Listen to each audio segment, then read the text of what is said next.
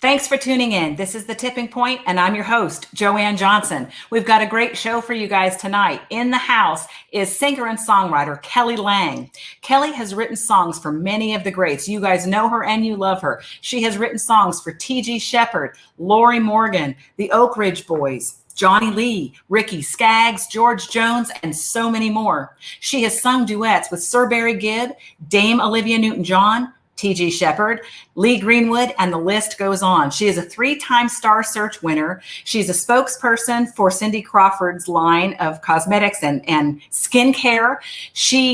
This woman does it all. She has got the most sultry, fantastic, beautiful voice, and she has a song that has recently gone viral, and it's called I'm Not Going Anywhere. Let's take a listen.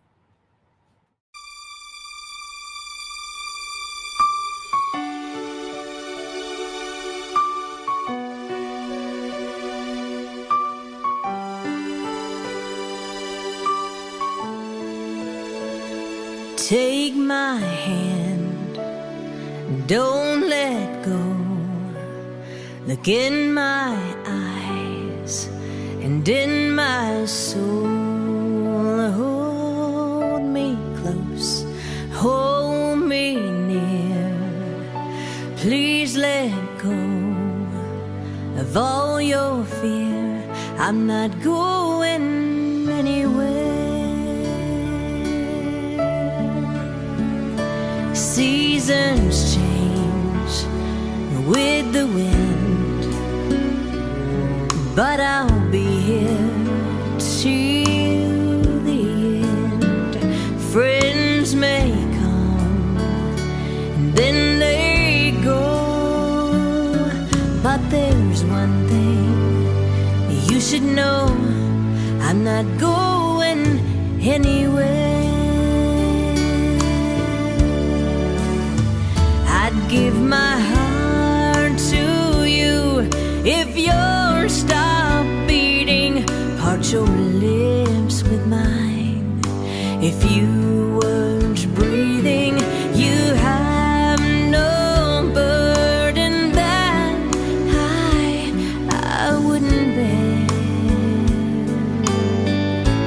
I'm not going anywhere.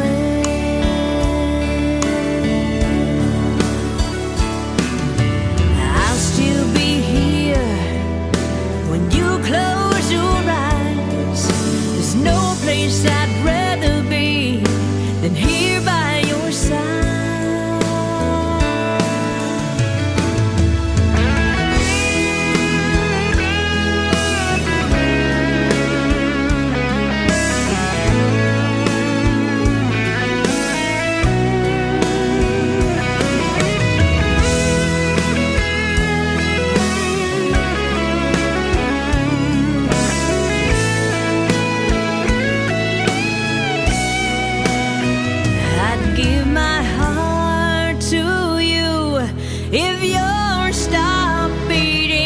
Part your lips with mine if you weren't breathing. You have no burden that I wouldn't bear. I'm not going anywhere.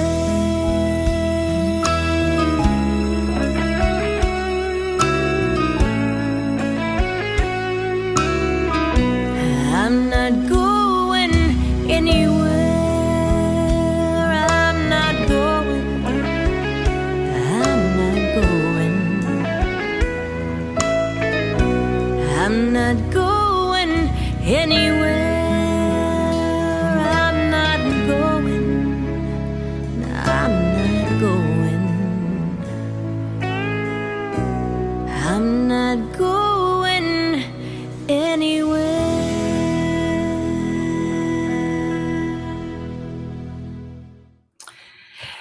Okay, we just listened to the song, I'm Not Going Anywhere. I need to get the tissue, you guys. It's amazing. It's seriously, I have listened to this song 10 times just today, and every single time I get a little something different out of it. And I want to bring Kelly Lang in right now. I can't wait for you guys to meet her if you haven't done so already. She's an amazing person. She's done some amazing work. Let's go ahead and bring her in right now. Hi, how are you guys? I am so well. How are you doing, Kelly? And who do you have with us? This is our new baby. This is Coco Chanel Shepherd, and she is a mess. We just picked her up this weekend, and she's a mini Bernie doodle, and she is just the light of our house at this point. We live with her. She does not live with us. Well, exactly. I mean, is there any other way to do that? That's right. But she's been we're not used to puppies, but we lost both of our adult dogs this last few months. And my friend Kim from Kentucky, she has the sister to her. And so we went up and picked them up this weekend and saw how busy they are. And when we got her home, she's been a sweetheart, but boy, is she into everything. Oh, they are, but they're so worth it. I was telling one of my daughters, because I have 4, I was telling the oldest one yesterday, I can't imagine life without our dogs. Oh, I know. And you know what? When people aren't dog people, I question. I know. What kind of person are you that doesn't like a dog? They're so sweet, and I just am so blessed to be able to start again, and just hope we have the patience and enough carpet cleaner to deal with this. Because thank you. I know. I have a little one as well. And in fact, someone was at the door and she just did something she shouldn't have done. So that's what happened right before tonight when I did this. But listen, I want to get to not only the video, but the song itself. Now, you wrote this song in 2004, did you not? I did. I wrote this song when I was just kind of watching a friend of mine going through a hard time with her husband. He was having some health issues, and he was really getting all the attention from the nurses, but he really just wanted his attention from his wife. And she was so strong. She kept saying, "Oh, honey, I'm not going anywhere. I'm right here." And I could just see that he was just comforted more so by that than anything. Mm-hmm. And so I really thought, man, if I ever had the opportunity or needed someone to say that to me, I hope those are the words that would be peaceful and loving and very comforting. And lo and behold, Joanne, 3 months later, I ended up being diagnosed with breast cancer. Yeah. And full circle moment, the man that I was dating at the time ended up being my husband, thank God, is country singer T.G. Shepherd. And would you believe it or not, he said those exact same words to me when I needed it the most. I was bald and green and scarred up and just felt like a monster. And we had been dating for quite some time, but had not been in a place to be married or anything. So that I figured that was his time to run. I was kind of giving him reason to take off at that point. But it was so comforting to know that he isn't going anywhere, and he didn't go anywhere. And you made a comment that you'd heard the song several times and you hear something different in each time you hear it.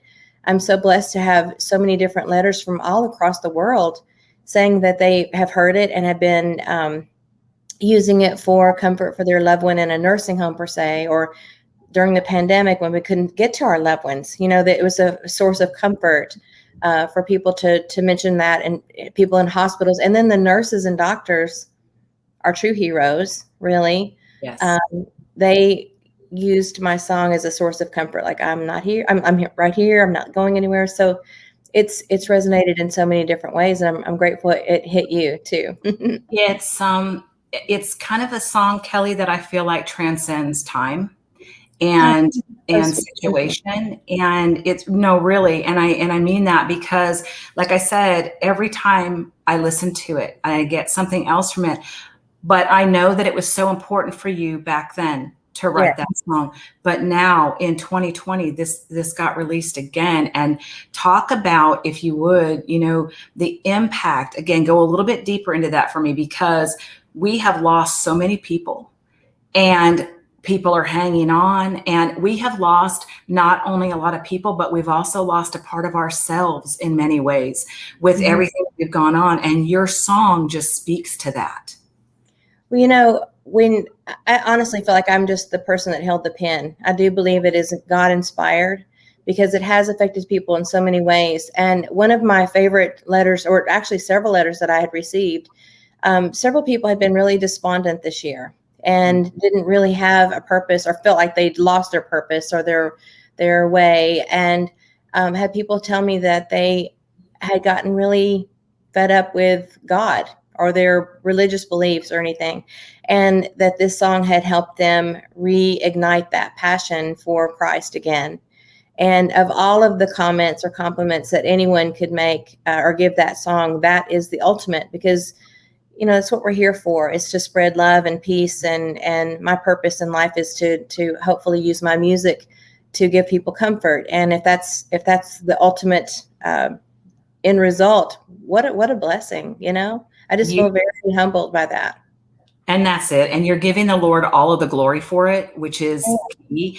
And you made a comment. I read this about you, that you said, I don't feel like I wrote this book or this song.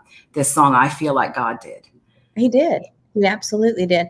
When I first began to write it, I recall I wanted to just do it as an instrumental. And TG nudged me. He was like, this is a very pretty melody. And I understand you've never written an instrumental before, but you need to continue to write the lyrics for this. And I was like, the lazy side of me wanted to just, I'm done, as artistically as I could. But he was right. And the very first verse was, take my hand, don't let go. Look in my eyes and in my soul. Hold me close, hold me near. Please let go of all your fears. I'm not going anywhere. And I cried when I wrote it. To be honest with you, I felt the Spirit come upon me, and I cried, and I continued to cry as I continued to finish it.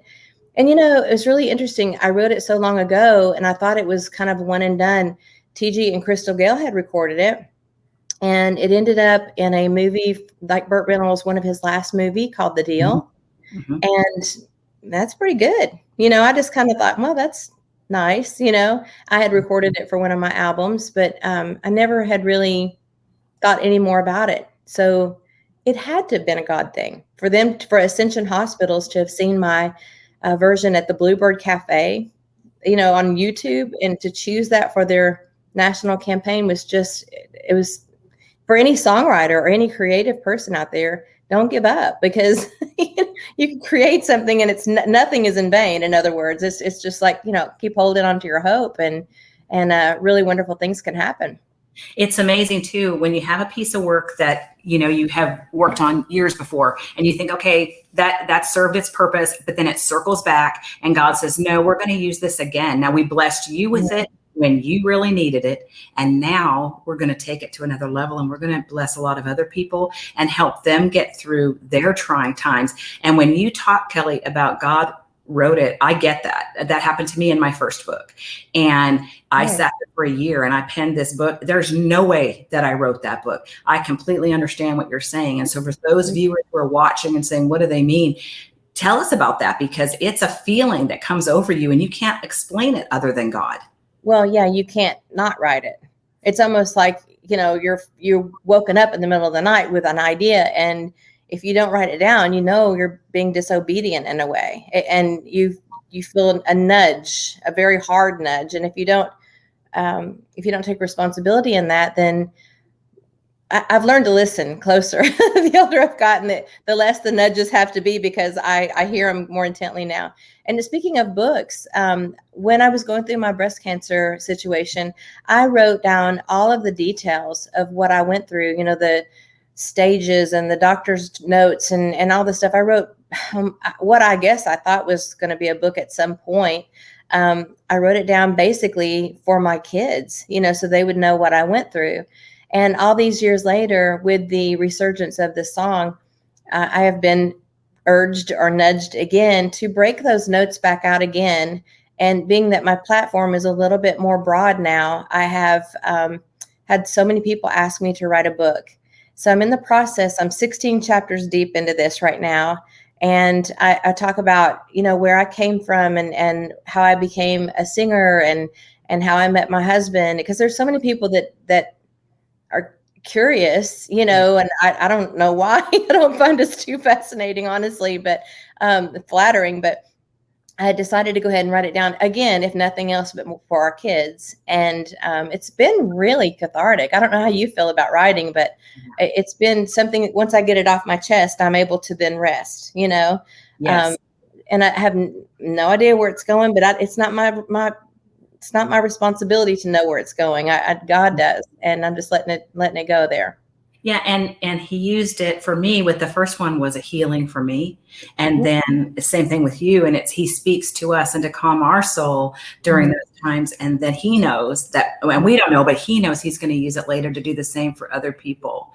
Well, that's what I hope. A friend of mine, she was saying, you know, you have no idea what one thing you could say could really change the trajectory of somebody's life. So I'm looking at this as if maybe just one person reads this and gets something comforting from it, and my job is done. So I'm really enjoying the process. I've never done this before. And, you know, I mean, I figure if I can write a song, I could put more words down.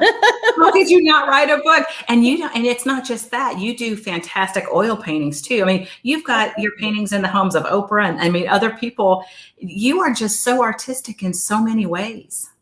Some people call that crazy. I think it's fantastic. Oh, thank you. I didn't even know I could paint. And honestly, I feel very inept at painting. My brother is a trained artist and, you know, went to college for that. And I bow down to people that really know what they're doing. But I just, sometimes I just decide I don't want to paint that or to sing that day or write that day. And I do enjoy the creative outlet that's a little different. So I'll, you know, play with a canvas. I love to do it as gifts, you know, and I like to paint pet portraits as gifts for people. And I have some of my paintings in like Barry Gibb and Olivia Newton-John's homes. And that's led to many other opportunities for me to paint, of course. But I don't enjoy painting as much as I do music, but it is a fun thing on occasion. I like to paint more in the wintertime, I think, because you're stuck at home, you know, and during the pandemic, I painted a huge painting for our home of a crystallized tree. It glitters in the light. So it was really fun.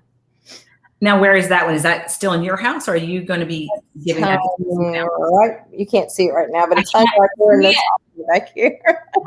What is the meaning behind that one? Well, a friend, the one that owns the dog, the sister to my dog, she and I went shopping one day and she said, "Oh, that's a pretty tree." She was looking for something for her house. And she goes, "I bet you could do that." And I'm like, "I haven't painted in years, you know."